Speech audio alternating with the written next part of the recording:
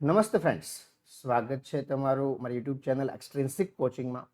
આજે આપણે વાત કરવાના છીએ કે આવતા 10 વર્ષોમાં તમારી માટે આસિસ્ટન્ટ પ્રોફેસર અને લેક્ચરરની કેટલી રિક્રુટમેન્ટ આવવાની છે એનું એક કેલેન્ડર જે છે એજ્યુકેશન ડિપાર્ટમેન્ટે 2024થી લઈને 2033 સુધીનું જે કેલેન્ડર છે બહાર પાડ્યું છે અને એના આધારે કીધેલું છે કે ડાયરેક્ટ રિક્રુટમેન્ટ જે છે તમે જેમાં એપ્લાય કરી શકો એવી રિક્રુટમેન્ટ, સ્પેશિયલ રિક્રુટમેન્ટ જો કોઈ હોય તો એ કેટલી આવવાની છે, એની વેકેન્સી કેટલી છે, એ બધી ડિટેલ્સ જે છે એના વિશે આપણે આ વિડીયોમાં ચર્ચા કરશું. 2025નું જે આ વર્ષ છે મિત્રો, એ એન્જિનિયર્સ માટે બહુ મોટી ઓપોર્ચ્યુનિટી છે. જો તમે આ વર્ષે પાસ આઉટ થયા છો કે આના પહેલાના વર્ષે પાસ આઉટ થયા છો, તમારા માટે તો બહુ સારી ઓપોર્ચ્યુનિટી કહેવાય કે જસ્ટ તમે પાસ આઉટ થયા અને આટલી મોટી વેકેન્સી જે છે આવી રહી છે. જો તમે એન્જિનિયર છો અને તમે ઈસી, આઈટી, ઇલેક્ટ્રિકલ આ કોઈ બ્રાન્ચમાંથી પાસ આઉટ કરેલું છે તો તમારી માટે તમને ખબર છે કે એક રિક્રુટમેન્ટ ઓલરેડી છે. હા, આઈટી, ઈસી અને ઇલેક્ટ્રિકલ આ બંને બ્રાન્ચ માટે જે છે જીએસએસએસબીની જુનિયર ઇન્સ્પેક્ટરની રિક્રુટમેન્ટ છે, તમને ખબર છે. પછી તમારું જે આ આઈટી અને ઈસી છે આ બંને બ્રાન્ચ માટે વાયરલેસ પીએસઆઈ જે છે અને ટેકનિકલ ઓપરેટર જે છે આની ઓલમોસ્ટ 700 વેકેન્સી છે, તમને ખબર છે. આના માટે આપણે ઓનલાઈન બેચ પણ સ્ટાર્ટ કરેલી છે, જેની ડિટેલ્સ જે છે તમને મારી યુટ્યુબ ચેનલના બીજા વિડીયોમાં તમને મળી જશે.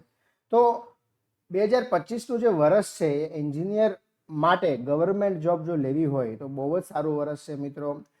આવતીકાલની રાહ ન જોવો, નોટિફિકેશનની રાહ ન જોવો, તૈયારી અત્યારથી જ ચાલુ કરી દો. એટલે જ્યારે પણ નોટિફિકેશન આવે અને પછી એવું કહે કે 2 મહિના પછી એક્ઝામ છે તો તમે ત્યારે એક્ઝામ દેવા માટે ઓલરેડી રેડી થઈ ગયા હો. બહુ જ મોટી વેકેન્સી ઘણા વર્ષો પછી આવી રહી છે મિત્રો.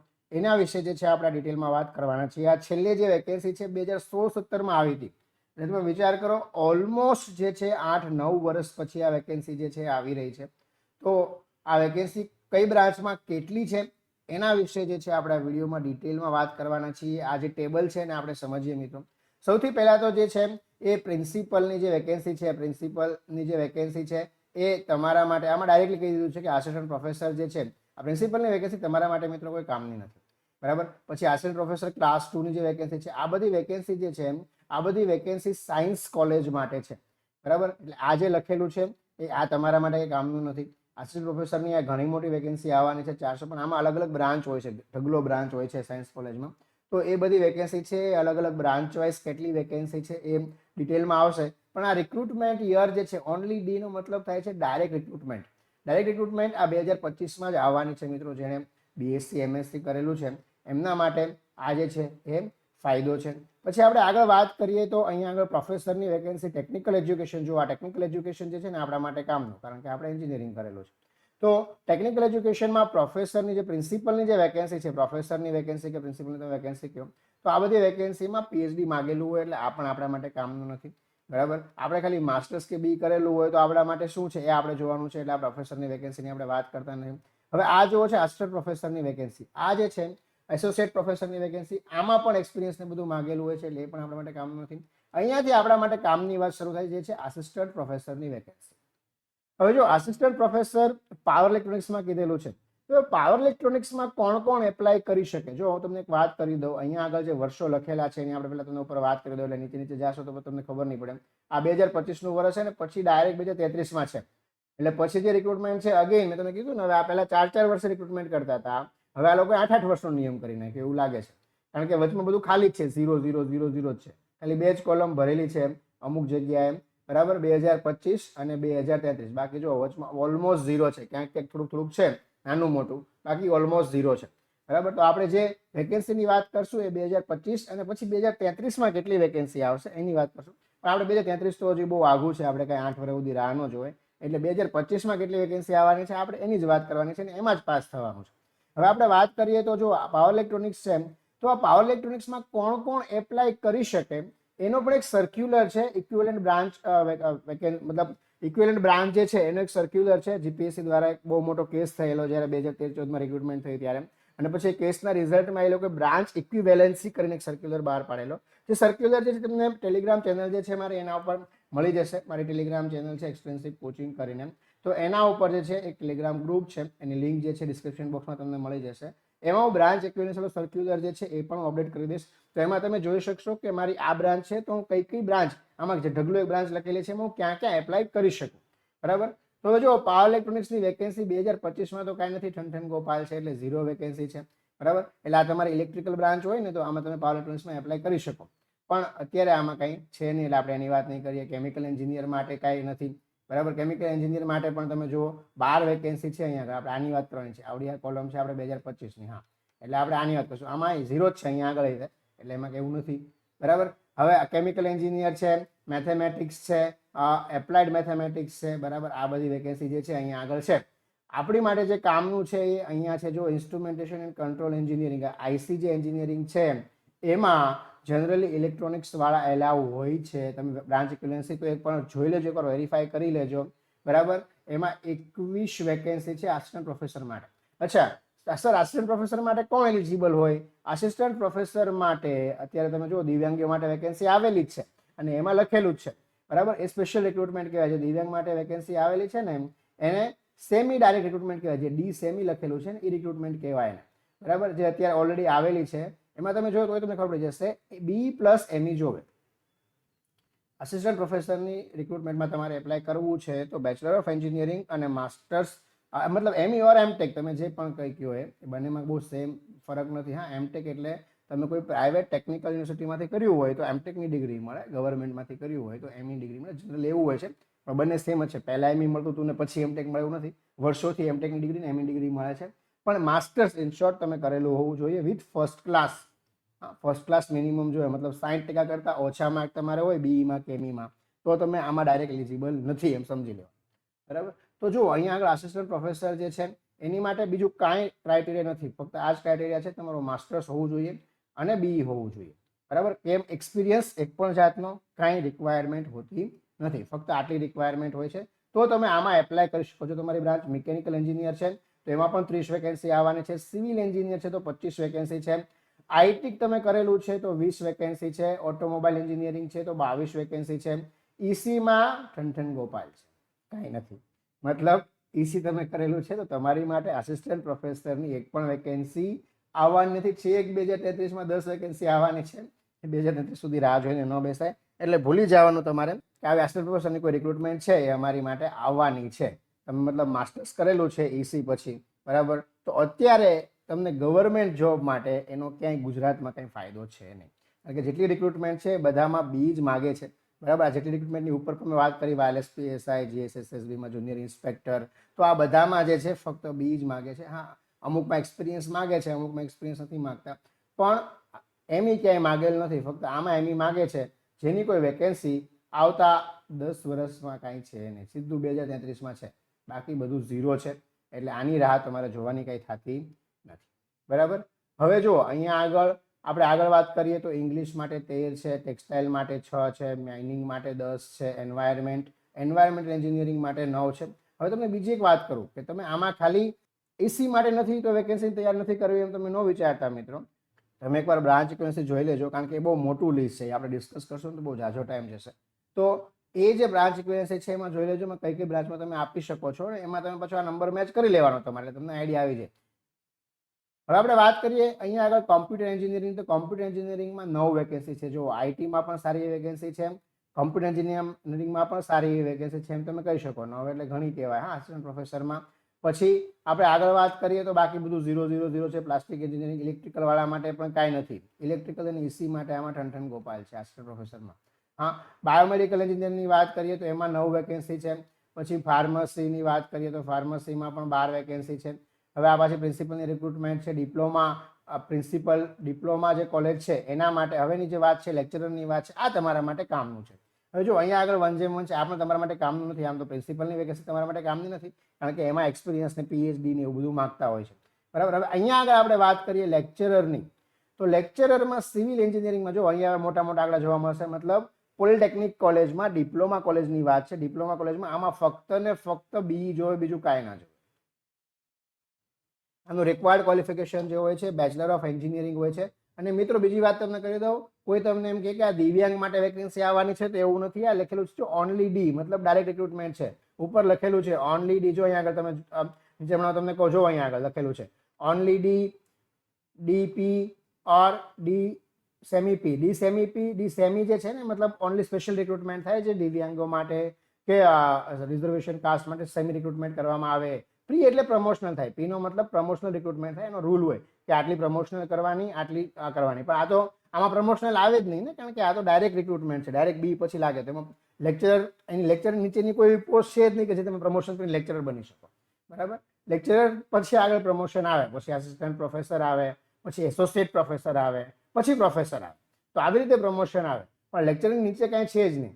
એટલે તમે લેક્ચરરમાં ઓનલી ડી તમે જો લખેલું છે બધી જગ્યાએ, મતલબ આ બધી ડાયરેક્ટ રિક્રુટમેન્ટ જ છે ને 2025માં જ આવવાની છે એવું ચોખ્ખું આ જે સર્ક્યુલર છે કે જે મિનિટ્સ ઓફ મીટિંગ છે એ કહેવા માંગે છે. બરાબર.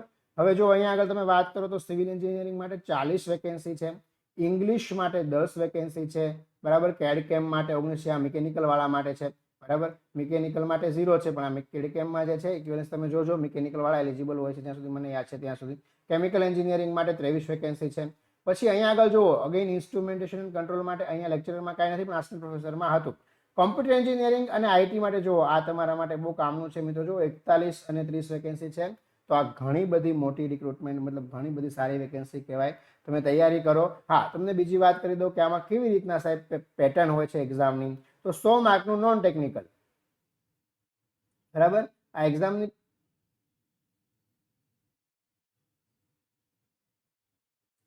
સાહેબ કેવી રીતે પેટર્ન હોય છે એક્ઝામની, તો આમાં જુઓ 100 માર્કનું નોન ટેકનિકલ અને 200 માર્કનું ટેકનિકલ, મતલબ પ્યોર સબ્જેક્ટ 200 માર્કનું ટેકનિકલ હોય. અને 200 માર્કનું જે ટેકનિકલ છે એ ઓલમોસ્ટ તમારો ગેટનો સિલેબસ તમારે લઈ લેવાનો. ગેટના સિલેબસની તૈયારી કરવાની. પ્યોર ટેકનિકલ એ જ પૂછતા હોય છે. હવે આ 100 માર્કના ટેકનિકલમાં તમે 50 માર્ક લઈ આવો અને 200 માર્કના જે નોન તમારું ટેકનિકલ છે એમાં તમે ઓલમોસ્ટ 100 જેટલા માર્ક લઈ આવો, મતલબ 50-50% માર્ક લઈ આવો તો તમારી રિટર્ન એક્ઝામ આરામથી ક્વોલિફાય થઈ જાય. બરાબર. આરામથી. આના 60% કાઉન્ટ થાય. આનો રિક્રુટમેન્ટ રૂલ એવો છે કે આના મતલબ 60% 60-40નો રેશિયો હોય છે. 50-50% કાઉન્ટ થાય. હવે એવું કરી નાખ્યું છે, પહેલા 60-40નો હતા, આની પહેલા આવીને ત્યારે હવે 50-50 કરી નાખ્યું છે. અને 50% કાઉન્ટ થાય મતલબ શું થાય કે આ જેટલા માર્ક આવ્યા તમારે, ફોર એક્ઝામ્પલ 150 માર્ક આવ્યા તો ડિવાઈડ બાય 6 કરી નાખવાનું, એટલા માર્ક આમાં કાઉન્ટ થાય 300 માંથી. પછી એનું ઇન્ટરવ્યુ થાય. ઇન્ટરવ્યુ માટે લેટર આવે, મતલબ ફોર એક્ઝામ્પલ 41 વેકેન્સી છે તો ઓલમોસ્ટ તમારે ગણી લેવાનું કે એના 3 ગણાને બોલાવે. પણ 3 ગણાને ન બોલાવે, એના કરતાં પણ વધારે બોલાવે. જનરલી 150 કે 160 લોકોને બોલાવે. 4 ગણાથી વધારે જનરલી બોલાવતા હોય છે. ડોક્યુમેન્ટ વેરિફિકેશનમાં ને એમાં ઘણાને પાછા પ્રોબ્લેમ થાય એટલા માટે. લેક્ચરર્સ, કમ્પ્યુટર, આ બંને ક્લાસ 2ની વેકેન્સી છે. આઈટી એન્જિનિયર માટે પણ છે, કોમ્પ્યુટર એન્જિનિયર માટે પણ છે, અને બહુ સારી વેકેન્સી છે 41 અને 30. બરાબર. મેં તમને કીધું એમ આ 300 માર્કનો તમારી રિટર્ન એક્ઝામ હોય. પછી ઇન્ટરવ્યુ હોય એ 100 માર્કનું હોય. બરાબર. હવે આ 100 માર્કમાંથી કેવું હોય ઇન્ટરવ્યુમાં, આ 100 માંથી પણ 50% કાઉન્ટ થાય. 50% એટલે કે તમારું 1/2 થાય. બરાબર. આના ઇન્ટરવ્યુના 100 માર્કમાંથી જેટલા માર્ક આવે એના 1/2 અને આનું 1/6 કાઉન્ટ કરવાનું. ટોટલ જે માર્ક થાય એનું મેરિટ બને અને પછી એના પ્રમાણે સિલેક્શન થાય. આવી રીતે આ એક્ઝામની પેટર્ન હોય છે. ઇલેક્ટ્રિકલ એન્જિનિયરિંગ માટે બંનેમાં ઠનઠન ગોપાલ છે. ઉપર પણ હતું, અહીંયા પણ છે. બરાબર. એટલે ઇલેક્ટ્રિકલ એન્જિનિયરિંગ માટે આ જે લેક્ચરર વાળી વેકેન્સી છે, આસિસ્ટન્ટ પ્રોફેસર લેક્ચર વાળી વેકેન્સી 2025માં જે આવશે એમાં કાંઈ આવશે નહીં. બરાબર. પછી હા, ઇક્વિવેલન્ટ બ્રાન્ચ માટે છે, એ પાવર ઇલેક્ટ્રોનિક્સ છે, એ ઇક્વિવેલન્ટ બ્રાન્ચ કહેવાય ઇલેક્ટ્રિકલ એન્જિનિયરિંગની જ. તો એની માટે જે છે એ છે, પણ એમાં જોજો માસ્ટર્સ પાછું પાવર ઇલેક્ટ્રોનિક્સમાં જ માગેલું છે કે એની ઇક્વિવેલન્ટ બ્રાન્ચ કઈ છે એ તમારે જોવું પડશે. બરાબર. પછી વાત કરીએ આપણે આર્કિટેક્ચર, આ આસિસ્ટન્ટશીપ જે છે એને લેક્ચરરમાં છે 10 વેકેન્સી છે. પછી કેમેસ્ટ્રીમાં 6 છે. અગેન બાયોમેડિકલ એન્જિનિયરિંગ છે, એમાં 8 વેકેન્સી છે. પહેલાં બાયોમેડિકલ એન્જિનિયરિંગ જે છે એમાં EC એલાવ હતું. જે રિક્રુટમેન્ટ થઈ હતી 2008-9માં, એમાં બાયોમેડિકલ એન્જિનિયરિંગમાં EC જે છે ઇક્વિવેલન્ટ બ્રાન્ચ ગણીને એ લોકોને એલાવ કર્યા હતા. આ વખતે તમે બ્રાન્ચ ઇક્વિવેલન્સનો સર્ક્યુલર છે એમાં તમને પરફેક્ટલી ખબર પડી જશે કે આમાં તમે EC વાળા એલાવ છો કે નહીં. આ છે ડાયરેક્ટ રિક્રુટમેન્ટ જ મિત્રો. બરાબર. પછી એપ્લાઇડ મિકેનિક્સ છે જેમાં 26 વેકેન્સી છે. ફિઝિક્સમાં 18 છે. EC એન્જિનિયર માટે અહીંયા આગળ કંઈક છે જે 4 વેકેન્સી આવવાની છે. બરાબર. મતલબ તમે EC કરેલું છે તો અહીંયા આગળ તમારી માટે વેકેન્સી છે. પછી સીધી 2033માં છે 19 વેકેન્સી, વચમાં કાંઈ નથી. એટલે અહીંયા આગળ જે છે જેને લેક્ચરર બનવું છે એની માટે 4 વેકેન્સીનો સ્કોપ છે. હવે 4માં તે એકાદી રિઝર્વેશન વાળી હશે, 1-2 રિઝર્વેશન વાળી, જનરલ વાળા માટે 2 વેકેન્સી હશે. એવું કંઈક આમાં હશે. એ જે છે કોઈનું ડ્રીમ હોય આ ભણાવવાનું કોલેજમાં જઈને, તો એમની માટે અહીંયા આગળ બહુ જેને કહેવાય ને એકદમ નાનો એવો સ્કોપ છે. પણ તૈયારી કરાય મિત્રો. જગ્યા બહુ સારી હોય છે. એકવાર જોબ મળી જાય તો પછી જિંદગી બહુ સારી હોય છે. તો અહીંયા આગળ તૈયારી કરાય મિત્રો, 100% તૈયારી કરાય, બરાબર. લેક્ચરર ઓટોમોબાઈલ એન્જિનિયરિંગની આપણે વાત કરીએ તો અહીંયા 6 વેકેન્સી છે, બાકી બધું 0 છે, તો આપણે એની વાત નહીં કરીએ કારણ કે 0 છે તો શું વાત કરવાની, બરાબર. પછી અહીંયા હેડ ક્લાર્ક ને બધી વાત આપેલી છે.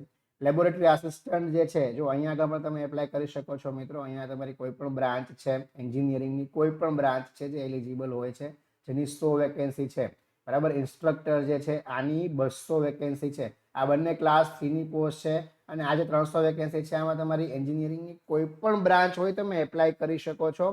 અને આની જે રિક્રુટમેન્ટ હોય છે, તો આ 300 જે વેકેન્સી છે આ પણ તમારા માટે બહુ કામની વેકેન્સી છે. આ રિક્રુટમેન્ટ જે છે 2016-17 પછી આઈ થિંક 2018-19માં કે 2019-20માં એકવાર થયેલી છે.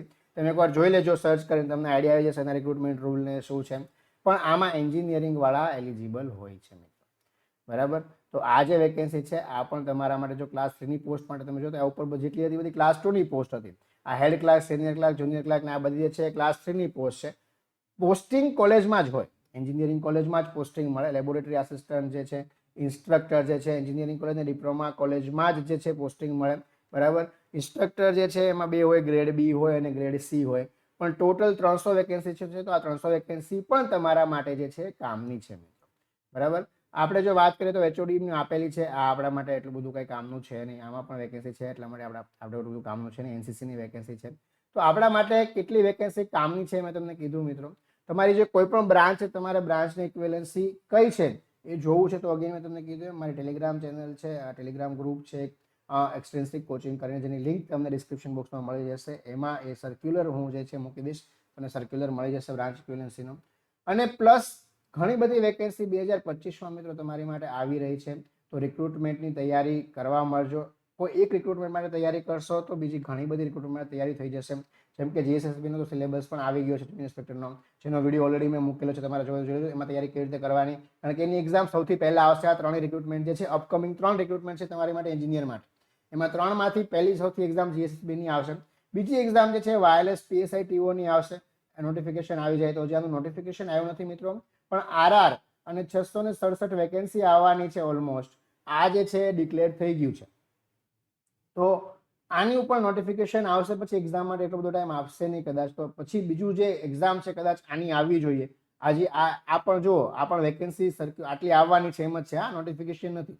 આ નોટિફિકેશન ના સમજવું, આ મિનિટ્સ ઓફ મીટિંગ છે, બરાબર. જે principal secretary, joint secretary, additional chief secretary અને additional chief secretary of higher and technical education વચ્ચે થયેલી જે મીટિંગ છે એમાં કેટલી વેકેન્સી છે ડિસ્કસ થઈને મિનિટ્સ ઓફ મીટિંગ છે, બરાબર. તો આને એવી રીતે સમજવું. અને પછી જે છે તમારી આવશે આ આસિસ્ટન્ટ પ્રોફેસર, જો તમે એલિજિબલ તમારી બ્રાન્ચમાં, ટૂંકમાં તમે જે બ્રાન્ચ છે એમાં વેકેન્સી હોય તો. અને લેક્ચરર, આસિસ્ટન્ટ પ્રોફેસર છે, મેં તમને કીધું એમ ફક્ત તમે એમઈ કરેલું હોય તો જ તમારા માટે કામનું છે. અને પછી જે લેક્ચરરની રિક્રુટમેન્ટ છે, ફક્ત બી કરેલું છે, આમાં કોઈ પણ જાતનો એક્સપિરિયન્સ માંગતા નથી, તો તમે આની માટે એલિજિબલ છો. તો આટલી બધી વેકેન્સી જે છે એ 2025માં આવવાની છે, તો તમારી માટે 2025નું એન્જિનિયરિંગ માટે ગોલ્ડન યર કહેવાય. કારણ કે આ બધી જે રિક્રુટમેન્ટ છે, ટેકનિકલ રિક્રુટમેન્ટ, આની વાત કરીએ તો આના પહેલા જે છે 2016-17માં આવેલી, અને પછી લેક્ચરરનું એક્ઝામ લીધી અને પછી એમ કહી દીધું કે હવે રિક્રુટમેન્ટ નથી, એટલે એક્ઝામને પોસ્ટપોન કરી દીધેલી, મતલબ કેન્સલ કરી દીધેલી. પૈસા પણ પાછા નહોતા આપ્યા જે ભર્યા હોય. હા, અને પછી વાયરલેસ PSI TOની રિક્રુટમેન્ટ આવેલી 2021-22માં, પણ એ બહુ નાની નાની વેકેન્સી હતી. હા, TOમાં થોડીક વેકેન્સી હતી, પણ એટલી બધી રિક્રુટમેન્ટ હતી નહીં મિત્રો. પણ આ 2025માં એક હારે ટેકનિકલ માટે આટલી બધી રિક્રુટમેન્ટ આવી ગઈ છે, તો આના માટે 100% વ્યવસ્થિત તૈયારી કરો તો રિઝલ્ટ સારું આવે જ મિત્રો. હવે તમારે આના માટે તૈયારી કરવી છે તો સ્પેશિયલી અત્યારે લેક્ચરર કે આસિસ્ટન્ટ પ્રોફેસર માટે આપણે કોઈ બેચ ચાલુ કરવાના નથી, કારણ કે લેક્ચરર માટે જે છે થોડુંક એમાં કંટ્રોલ સિસ્ટમ ને સિગ્નલ સિસ્ટમ ને એ બધું પણ હોય છે, એ પણ ભણવું પડે. પણ એની નોટિફિકેશન આવી જાય પછી જો તમારે ભણવું હોય EC વાળા માટે ખાલી, હા, તો આપણે એની બેચ જે છે ચાલુ કરશું. વાયરલેસ PSI અને TOની જે રિક્રુટમેન્ટ છે એની માટે આપણે ઓલરેડી ઓનલાઈન બેચ ચાલુ કરી દીધી છે મિત્રો. તો એ ઓનલાઈન બેચ જે છે એની તમારે ડિટેલ્સ જોતી હોય તો તમને જે છે ઓનલાઈન બેચની ડિટેલ્સ મારા યુટ્યુબ તમે સર્ચ કરશો, તમને ઘણા બધા વિડીયો મેં મૂકેલા છે, તો ડિટેલ્સ તમને બધી જે છે એમ મળી જશે. અધરવાઇઝ તમે એનું પણ વાયરલેસ PSI TOનું અલગથી ટેલિગ્રામ ગ્રુપ છે, એમાં પણ ડિટેલ મળી જશે. અને મારું જે ટેલિગ્રામ ગ્રુપ છે એમાં તો મળશે જ ડિટેલ. બાકી તમારે વધારે ઇન્ફોર્મેશન જોતી હોય તો મને વોટ્સએપ કરીને પણ તમે ઇન્ફોર્મેશન લઈ શકો છો મિત્રો. બીજું કાંઈ તમારા વેકેન્સી વિશે ડાઉટ હોય, કાંઈ પૂછવું હોય તો મને કોમેન્ટ સેક્શનમાં કોમેન્ટ કરીને પૂછી શકો છો. તમને વિડીયો પસંદ આવતો હોય તો લાઇક કરજો, તમારા ફ્રેન્ડ સાથે શેર કરજો અને ચેનલને સબસ્ક્રાઈબ કરવાનું ભૂલતા નહીં, કારણ કે જેટલી પણ ટેકનિકલ રિક્રુટમેન્ટ ગુજરાતમાં અને જે સારી સારી ટેકનિકલ રિક્રુટમેન્ટ ઇવન ઇન્ડિયામાં પણ આવે છે એની તમને માહિતી જે છે મારી ચેનલ ઉપરથી મળતી રહેશે. ધન્યવાદ.